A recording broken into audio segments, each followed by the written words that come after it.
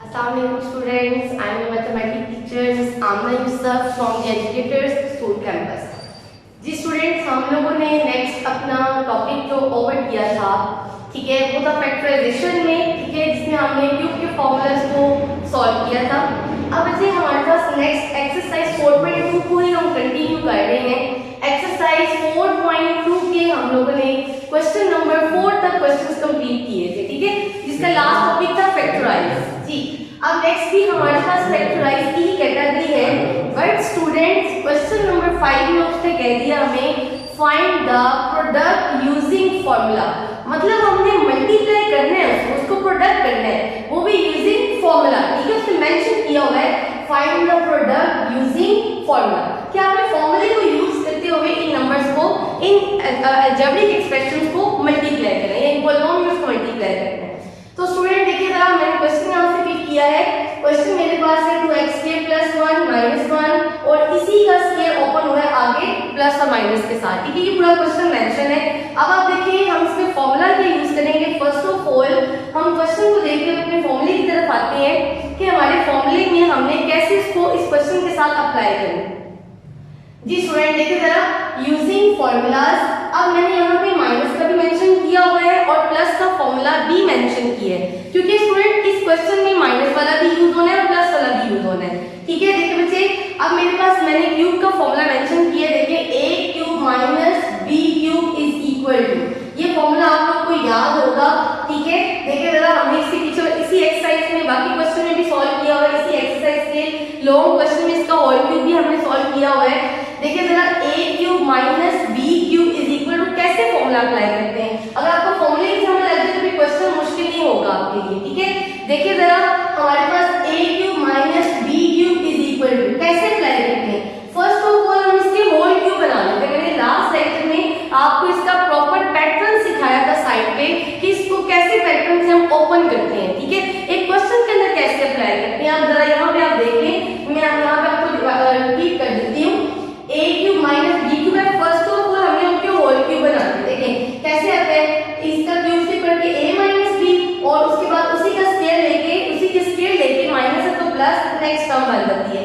But friend ये तो हमारा ओपन करना हो गया, लेकिन हमने इस क्वेश्चन में ओपन नहीं करना है इस क्यूब को, हमने इस क्वेश्चन में क्यूब को कंप्लीट करना है, ठीक है। तो बच्चे क्यूब को कंप्लीट करने के लिए डेट्स में हमारे पास ये क्वेश्चन आया होगा और हमने इसको इस फॉर्म में लेके जाना है, मतलब हम लोगों ने, अब हमारे पास इस फॉर्म में क्वेश्चन आया होगा, ठीक है, और हमने इसको इस क्यूब के फॉर्मूले में कंप्लीट आउट करना है। तो आप देखिए जरा, हमारे पास अगर इस कैटेगरी में आता है कि फर्स्ट ब्रैकेट को फॉलो करते हुए नेक्स्ट ब्रैकेट अगर हमारे पास बन रही हो, लाइक देखिए जरा, a - b है तो a का स्क्वायर है, माइनस है तो प्लस आया हो, a को b से मल्टीप्लाई करके a भी आया हो, उसके बाद स्क्वायरिंग टर्म के साथ हमेशा प्लस, और b का स्क्वायर b² आया हो। अगर ऐसी कैटेगरी बन रही है बच्चे, ऐसा फॉर्मेट बन रहा है, तो आपने वहां पे क्या करना है, क्यूब का फॉर्मूला कंप्लीट करना है। तो बच्चे देखिए कैसे कंप्लीट करते हैं, बहुत इजी है।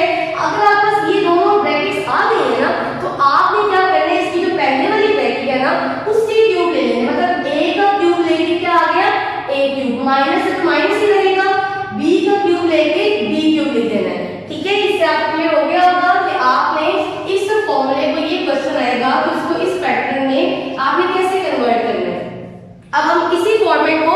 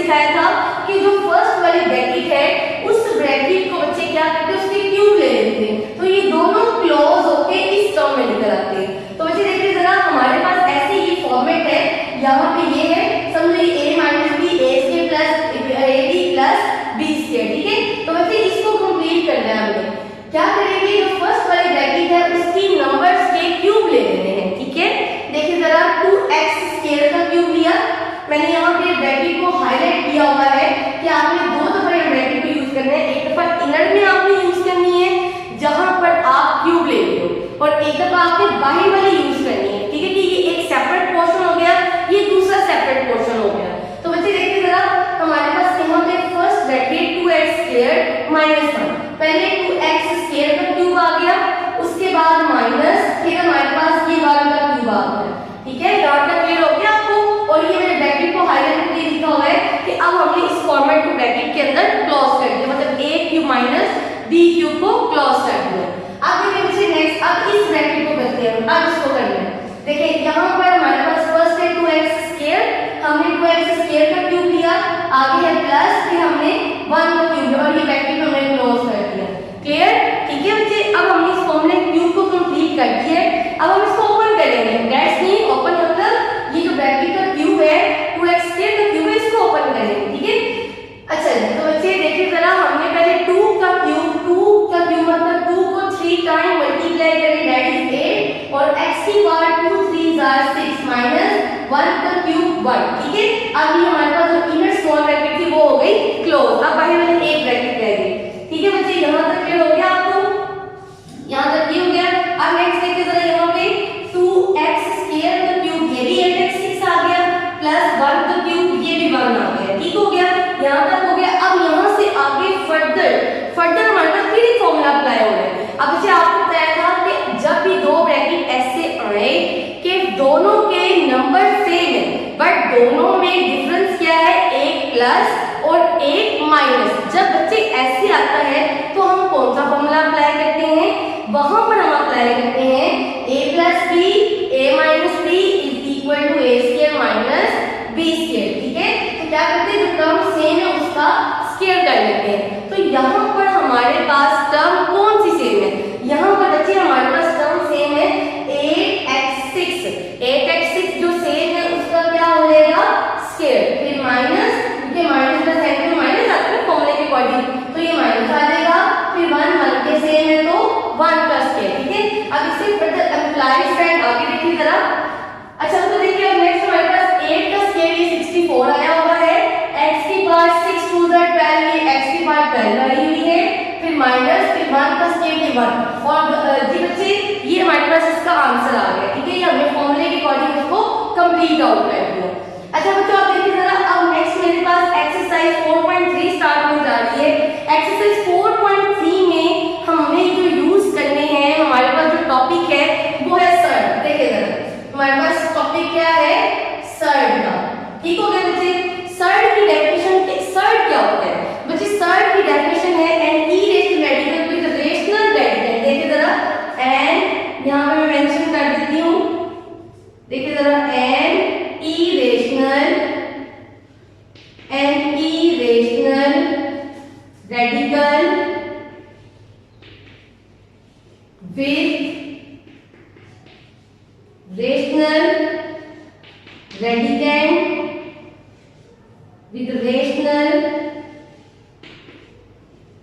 radicand is called surd। ये इसकी सिंपल सी डेफिनेशन है और बच्चे बहुत इंपॉर्टेंट है, इज कॉल्ड सर्ड। ठीक हो गया? फॉर एग्जांपल ये सारे एग्जांपल्स है।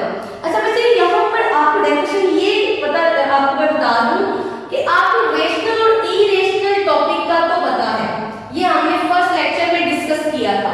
अब बच्चे रेडिकल और रेडिकेंड क्या होता है, ये यहाँ के एग्जांपल्स में आप देख लेते हैं। अच्छा बच्चों, हम लोगों ने 8th क्लास में स्क्वायर रूट पढ़ा था। बच्चे ये स्क्वायर रूट साइन है, इस स्क्वायर रूट के साइन को, इस स्क्वायर रूट के साइन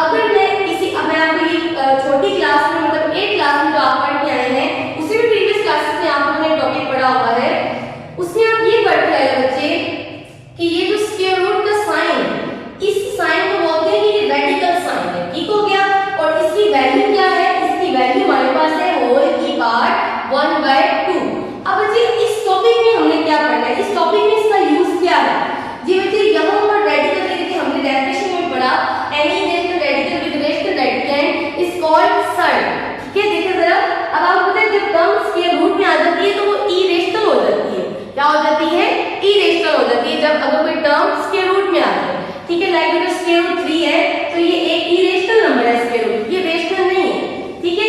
अब देखिए बच्चे ये हमने फर्स्ट लेक्चर में डिस्कस किया हुआ है। अच्छा बच्चे अब मैं ये कहने लगी हूँ कि मेरे पास तो रेडिकल और रेडिकेंड क्या होता है। जी बच्चे देखिए, अगर ये स्क्वायर रूट है, इस स्क्वायर रूट के अंदर भी मेरे पास अगर फॉर एग्जांपल मैंने लिखा होगा बच्चे, इसके अंदर मैंने लिखा होगा है 81, ठीक हो गया, और इसके बाहर मैंने लिखा होगा है 3, ठीक हो गया। तो बच्चे ये जो स्क्वायर रूट का साइन है, इस साइन की ये जो कर्व टाइप बनी हुई है, इसके ऊपर जो नंबर होता है, इसके ऊपर ये जो नंबर है हमारे पास बच्चे, इसको मैं हाईलाइट कर देती हूँ, ये जो 3 लिखा हुआ है जो इसके ऊपर आता है, इस कर्व के ऊपर नंबर आता है, वो इसका इंडेक्स ऑफ रेडिकल होता है। क्या है हमारे पास? Index of radical. इसको मैं प्रोमिनेंट करके लिख देती हूँ कि ये हमारे पास इंडेक्स ऑफ रेडिकल आ गया, मतलब ये रेडिकल साइन स्क्वायर रूट का इंडेक्स है, ठीक हो गया बच्चे। अब देखिए जरा, अब बात, ये तो इंडेक्स ऑफ रेडिकल आ गया, ठीक हो गया। अब जो इसके स्क्वायर रूट के नीचे नंबर होते हैं, स्क्वायर रूट के अंदर जो हमारे पास नंबर है बच्चे, उस नंबर को हम बोलते हैं कि वो क्या है? रेडिकेंड। क्या है? रेडिकेंड। इसको मैं प्रोमिनेंट करके लिख दिया, ये हमारे पास है रेडिकेंड। और हमने डेफिनेशन में भी यही पढ़ा बच्चे कि वहां पर हमारे पास an irrational radical with rational radicand is called surd. कि रेडिकेंड क्या है? रेडिकेंड के बारे में मैंने आपको बता दिया है कि रेडिकेंड जो है स्क्वायर रूट के नीचे जो नंबर है वो क्या है? रेडिकेंड। जब हमारे पास ये पूरा एक फॉर्मेट बनता है तो ये किस कैटेगरी में चला जाता है? सर्ट की कैटेगरी में। सर्ट की जो डेफिनेशन है वो बहुत इंपॉर्टेंट है, ये बोर्ड में आती रहती है। अच्छा बच्चे, अब नेक्स्ट हमारे पास हम चलते हैं अपने क्वेश्चंस की तरफ। हमने इन्हीं सर्ट्स को सॉल्व करना है, और बच्चे इनको सॉल्व करने के एक यूनिक डिफरेंट मेथड, बल्कि डिफरेंट मेथड भी आ जाते हैं इसके।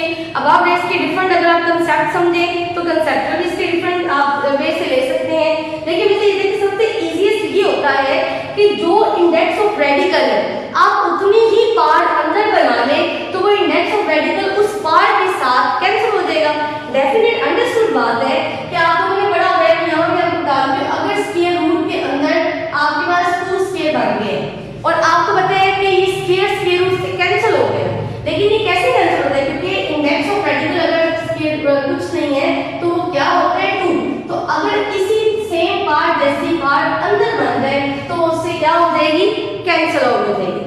अगर ये इंडेक्स ऑफ रेडिकल कोई और नंबर आ जाए, फॉर एग्जांपल अगर ये इंडेक्स ऑफ रेडिकल 5 आ जाए और अंदर आपने 3 की पार्ट 5 बना दिया है तो बच्चे ये भी इससे कैंसिल हो जाएगा। मतलब हमारे यहाँ से हमें ये पॉइंट मिल गया कि अगर हमने सर्ट्स को सॉल्व करना है तो सर्ट्स को सॉल्व करने के लिए बच्चे हम रेडिकेंड जो भी नंबर आएगा उसकी पार्ट इंडेक्स ऑफ रेडिकल को फॉलो करते हुए बनाएंगे ताकि वो उससे कैंसिल हो जाए और वो नंबर बाहर निकलते जाए। अब हम अपने क्वेश्चन की तरफ आते हैं बच्चे। देखिए एक्सरसाइज 4.3 में हमारे पास सिंपल हमने एलसीएम लेके उसके बाद हमको सॉल्व करना है। देखिए फर्स्ट ऑफ ऑल मेरे पास क्वेश्चन है एक्सप्रेस इन सिंपलेस्ट फॉर्म, ठीक है। सबसे पहले हमें इसको सिंपल फॉर्म में कन्वर्ट करना है, मतलब उसको सिंपलीफाई करना है हमें। देखिए जरा सिंपलीफिकेशन का मैंने आपको क्रिटिकल रिव्यू थोड़ा सा बता दिया है, ठीक है। अब देखिए जरा इस सॉल्यूशन की तरफ चलते हैं। जी बेटे देखिए ये मेरे पास क्वेश्चन है 3 और उसके बाद स्क्वायर रूट 162। मैंने आपको बताया है कि इंडेक्स ऑफ रेडिकल वो होता है जो इस साइन से ऊपर आता है। अगर इस साइन के बाहर यहाँ पे नंबर है ये 3 तो ये इंडेक्स ऑफ रेडिकल नहीं, क्योंकि ये इस साइन से बाहर आते हैं, ये इसके साथ एक वैसे ही नंबर मल्टीप्लाई हो रहा है, अटैच है, ठीक है। तो अच्छा नीचे तो बच्चे देखिए जरा यहाँ पर ये 3 इस साइन के ऊपर नहीं आया, मतलब ये 3 उसका इंडेक्स ऑफ रेडिकल नहीं। तो यहाँ से आपने कंफ्यूज नहीं होना कि 3 आगे डैश में अंदर सारी पार्ट है 3 में बनानी। अच्छा बच्चे अब हमारे को पता चल गया कि इसका इंडेक्स ऑफ रेडिकल कोई नहीं है। अगर कोई नहीं है तो फॉर एग्जांपल यहाँ पे क्या होगा, जो मैंने अभी आपको वहां सिखाया था वहां पे 2 होगा, क्योंकि स्क्वायर रूट की वैल्यू 1/2 होती है। अच्छा बच्चों अब हमने हमारे पास रेडिकेंड 162 है, हमने उसका एलसीएम लेना है। ये मैंने एलसीएम लिया हुआ है, ठीक है। देखिए जरा अब कैसे 2 के टेबल, और आपने यहाँ पे एलसीएम यानी प्राइम फैक्टराइजेशन बनाने हैं। आपने कोई भी फैक्टर, ठीक है, कंपोजिट नहीं लेना, आपने उसको प्राइम फैक्टराइजेशन में ही सॉल्व करना है। देखिए 162 के फैक्टर्स बनाए, 2 से स्टार्ट किया, ठीक है, 81 में आ गया, 3 से स्टार्ट किया, ठीक है, तो ये मेरे पास सारे फैक्टर्स बन गए। अच्छा, इन्हीं फैक्टर्स को मैं अब जिस नंबर के फैक्टर्स बनाए हैं मैं वहां पे पुट करूंगी। देखिए बच्चे 162 की जगह मैं 2 का कोई पेयर नहीं बन रहा, तो 2 एज इट इज आ गया। अब देखिए 3 का एक पेयर बन रहा है, तो ये 3 स्क्वायर लिख दिया मैंने, ठीक है। मैं अब देखो मेरे पास इंडेक्स ऑफ रेडिकल था 2, तो मैं अपनी अंदर वाली पार्ट की कोशिश कर रही हूँ कि 2 की पार्ट में बने। अब देखिए और मैं 3 की पार्ट 4 भी तो लिख सकती थी ना, लेकिन मेरा इंडेक्स ऑफ रेडिकल 2 है, तो दैट मैंने अंदर पार्ट क्या बनानी है, 2 बनानी है। तो इसीलिए मैंने एक पेयर 3 स्क्वायर और दूसरा भी क्या ले लिया, 3 स्क्वायर ले लिया, ठीक है बच्चे। अब आगे देखें आप जरा, अब अब मैंने आपको यहाँ सिखाया था कि हमारे पास जो इंडेक्स ऑफ रेडिकल और अंदर की पार्ट सेम हो जाए तो वो कैंसिल होके वो नंबर बाहर आ जाते हैं हमारे पास। देखिए तो यहाँ से भी देखिए जरा, ये इसकी पार्ट स्क्वायर रूट से कैंसिल हो, ठीक है, क्योंकि ये स्क्वायर रूट हमारे पास बच्चों 2 का भी है, 3 स्क्वायर का भी है, इस 3 स्क्वायर का भी है। ये जो एक सिंगल स्क्वायर रूट है, इसका मतलब बिल्कुल भी नहीं है कि आपने इसको इससे काट दिया, अब वो 2 के साथ स्क्वायर खत्म हो गए। बच्चे वो स्क्वायर रूट 2 का भी है, उन दोनों नंबर्स का है, ठीक है। तो आपने ये जो इसकी शेडिंग है इन तीनों को देनी है। अगर हम तीनों को सेपरेट करके लिखे तब भी हम कर सकते हैं, ठीक है। तो बच्चे मैंने स्क्वायर को काट दिया स्क्वायर रूट से, तो ये दोनों नंबर हमारे पास आगे बाहर। मैं आपको इसको एक सिंपल करके दिखाती हूँ। यहाँ पे देखिए जरा, ये मेरे पास था square root 2 multiply 3 square multiply 3 square. जो मैं आपको बात बता रही हूँ मैं आपको क्लियर कर देती हूँ। देखिए अब मैं इसको सेपरेट कर दूंगी, स्क्वायर रूट सबका है। अब देखिए स्क्वायर रूट 2 को भी दे दिया, इधर से हमने स्क्वायर रूट 3 स्क्वायर को भी दे दिया, इधर से हमने स्क्वायर रूट दूसरे 3 स्क्वायर को भी दे दिया। अब आप देखिए 2 का तो कोई कैंसिलेशन नहीं हो रही है, तो वो तो स्क्वायर रूट ही रहेगा। लेकिन आगे देखें, आगे का स्क्वायर रूट से कैंसिल, तो बाकी क्या बच गया, यहाँ पे स्क्वायर रूट 2 और आगे बच गया 3/3। तो यही मैंने स्टेप यहाँ पे स्किप किया है, और आपने भी ऐसे करना है, उसको डायरेक्टली सॉल्व कर देना है, ठीक है। अगर आप करना चाहते हैं स्टेप अपनी इजीनेस के लिए तो आप कर सकते हैं। जी बच्चे देखिए जरा, अब ये सारे नंबर्स कैंसिल, 3 और 3 बाहर आ गए, इसमें डॉट रिप्रेजेंट करता है प्रोडक्ट मल्टीप्लाई, ठीक है। अच्छा जी, अब देखिए बच्चे यहाँ पे 2 स्क्वायर रूट के अंदर रहेंगे, बाकी नंबर्स मल्टीप्लाई हो जाएंगे, हम इनको मल्टीप्लाई करते हैं। 3 3 9 9 3 27 and square root 1, that is answer, ठीक हो गया। अब देखिए इसी कैटेगरी का अगला सवाल है हमारे पास 3/4 स्क्वायर रूट 128 और इसका इंडेक्स ऑफ रेडिकल है 3। ये देखिए इस साइन के ऊपर आया हुआ है, दैट्स मीन इसका इंडेक्स ऑफ रेडिकल है। तो बच्चे इंडेक्स ऑफ रेडिकल अगर आ जाए तो उसकी पार्ट बनती है अंदर 128 के हमने ये सारे बनाए हुए हैं फैक्टर्स, ठीक हो गया। 2 के टेबल मैंने सारे बनाए हुए हैं, मैंने कोई भी इसमें कंपोजिट नंबर यूज नहीं किया, मतलब 4 के टेबल में तो जा सकता था ना, वो नहीं यूज किया, आप छोटे नंबर यूज करते हैं, साइन नंबर। जी बच्चे अब देखो मुझे यहाँ पे पार्ट 3 चाहिए, मैं एक दफा बनाऊंगी 2 की पार्ट 3, फिर देखिए अगला पेयर बनाओ, फिर एक दफा फिर 2 की पार्ट 3 बन, फिर 1 2 बच गया। अब देखिए अंदर मैंने लिख दिया 2 की पार्ट 3, 2 की पार्ट 3 और 1 2 आ गया। अच्छा बच्चों अब आगे देखिए, आपको सिखाया था कि जो अगर इंडेक्स ऑफ रेडिकल की पार्ट अंदर बन जाए तो वो नंबर्स क्या होती हैं, वो कैंसिल आउट होके ये 2 दोनों बाहर आ जाएंगे। बाकी क्या बच गया हमारे पास, बाकी हमारे पास बच्चे इस इंडेक्स इस स्क्वायर रूट यानी और इस इंडेक्स ऑफ रेडिकल 3, देखिए ये पूरा मैंने टर्म 2 को दे दी। अब ये पूरे इसके अंदर क्या रह गया मेरे पास 2, बाकी ये सारे कैंसिलेशन होके आ गए बाहर। अच्छा बच्चों अब डॉट रिप्रेजेंट प्रोडक्ट मल्टीप्लाई हो रहा है, तो बच्चे 2 2s are 4 और बच्चे ये 4 इस 4 से कैंसिल, बाकी रह गया। अब आगे देखिए बाकी रह गया हमारे पास यहाँ पे 3 और बाकी ये square root cube root of 2 और ये बाकी दैट इज आंसर, ठीक है। उसी कैटेगरी का क्वेश्चन था लेकिन उसमें इंडेक्स ऑफ रेडिकल चेंज आ गया था। अच्छा जी अब तो नेक्स्ट देखिए, नेक्स्ट क्वेश्चन भी सेम ऐसे ही है, स्क्वायर रूट 21 है। अब 21 के फैक्टर्स हमने बनाने हैं बच्चे, 21 के फैक्टर इसमें भी आपने कोशिश करनी है प्राइम फैक्टर भी बनाने हैं। सबसे पहले इसकी स्टेटमेंट देखें, क्वेश्चन नंबर 2 है 4.2 का, सिंपलीफाई बाय कंबाइनिंग टर्म, ठीक हो गया। देखिए square root 21 square root 9 square root 63। जी बच्चे 21 के फैक्टर्स आ गए 3 7 21 7 3 भी लिख सकते हो आप। 9 के आगे बच्चे 3 स्क्वायर, इसको स्क्वायर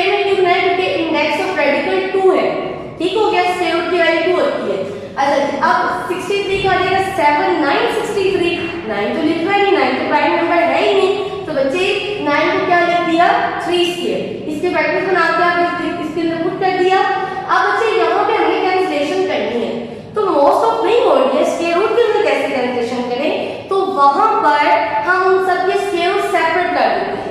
देखें यहाँ से मैंने स्क्वायर रूट 3 को भी दे दिया, यहाँ से मैंने स्क्वायर रूट 7 को भी दे दिया, आगे आ जाओ, ठीक है। अब देखिए यहाँ से स्क्वायर से कैंसिल, बाकी 3, नीचे देखें स्क्वायर रूट 7 को दे दिया और स्क्वायर रूट 3 स्क्वायर को दे दिया। जब 3 स्क्वायर को स्क्वायर रूट दिया तो यहाँ से भी स्क्वायर रूट से कैंसिल हो गया और बाकी क्या बच गया 3। अब आगे कैंसिलेशन देखिए 3 से कैंसिल, स्क्वायर रूट 7 से कैंसिल, रिमेनिंग हमारे पास क्या आ गया square root 3, that is answer. अच्छा बच्चों अब इसी टाइप का क्वेश्चन है हमारे पास जिसके अंदर हमारे पास आप देखिए रेडिकेंड क्या है 243 x5 y10 z15, मतलब हमारे पास नंबर इसके अंदर अल्फाबेट्स भी आ गए, एक पॉलिनोमियल टर्म बनती है। तो बच्चे देखिए जरा हमारे पास के रूट, अब इंडेक्स ऑफ रेडिकल क्या है, इंडेक्स ऑफ रेडिकल हमारे पास है 5, उसको ध्यान में रखना है आपको। 243 के हम फैक्टर्स बनाते हैं जी, रफली हम यहाँ पे बना लेते हैं।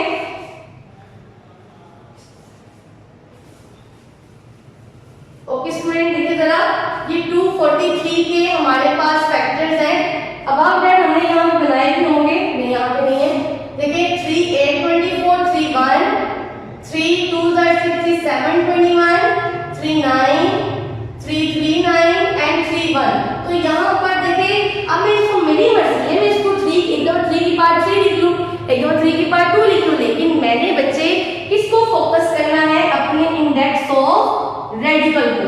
वो मेरे पास 5 है तो मतलब इसके अंदर वाली पार्ट भी मैंने 5 ही बनानी है, जिससे मेरा क्वेश्चन ज्यादा इजी हो जाएगा। इसके और भी मेथड है लेकिन ये सबसे इजी मेथड है बच्चे। अब देखिए बच्चे 243 के फैक्टर्स बने, वो कितने बन गए 1 2 3 4 5। तो क्या मैं इसको लिख सकती हूँ बच्चे यहाँ पे 243 की जगह में 3 की पार्ट 5। देखो इंडेक्स ऑफ रेडिकल सेम हो गया। अब आगे आ गया, आगे मेरे पास है x की पार्ट 5, तो x की पार्ट पहले 5 बनी हुई है तो वैसे ये 5 as it is.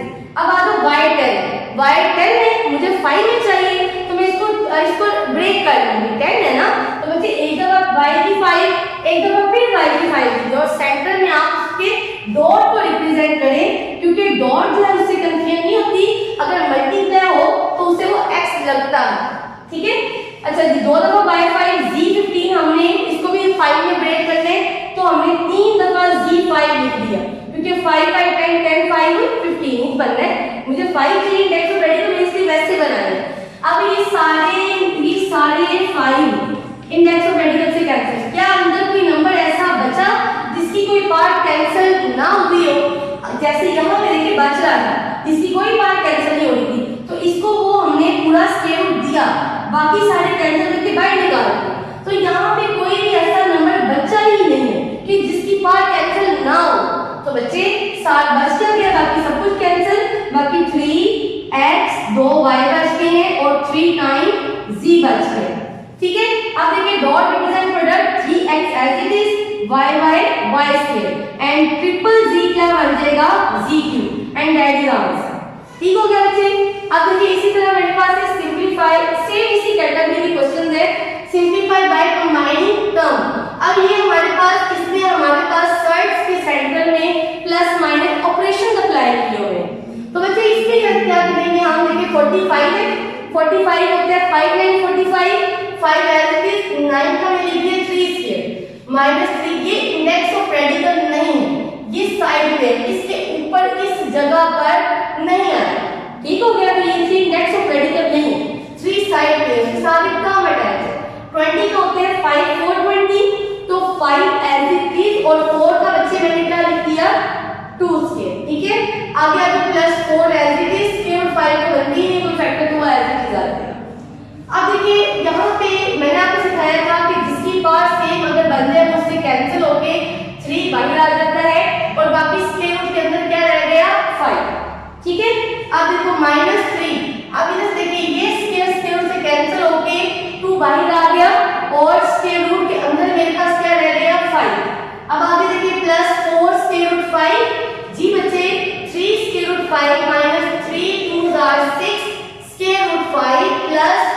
Square root 5। ये पूरा मेरे पास रिमेनिंग टर्म बचा।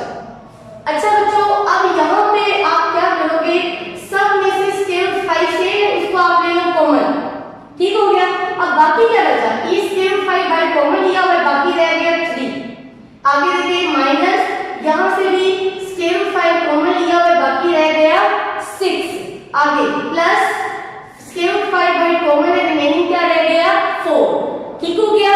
अब इनको सम अप करें, देखिए बच्चे इनको सम अप किया तो 3 माइनस 6 क्या आ जाएगा -3 और -3 प्लस 4 ये क्या आ जाएगा 1 और स्क्वायर रूट 5 आएगा, ये मल्टीप्लाई हो रहे हैं तो स्क्वायर रूट 5 1 जार square root 5, that is answer. ऐसे आपने इसको सॉल्व करना है। अब लास्ट क्वेश्चन हमारे पास है बच्चे, इसमें क्या है, ब्रैकेट आ गई है, ब्रैकेट के बाहर नंबर आ गया, ठीक है। तो देखिए हम क्या करेंगे इसमें, जी बच्चे इसमें क्या करेंगे, ब्रैकेट के अंदर मेरे पास नंबर्स ऑलमोस्ट उनके रेडी टू नंबर है वो सेम। तो देखिए यहाँ कैसे, अगर आपको 4x प्लस 3x आए तो बच्चे आप क्या लिखते हो, उसको 7x लिखते हो कि 4x जो है वो सेम है, वो एज इट इज आते हैं, उनके कोएफिशिएंट प्लस हो जाते हैं।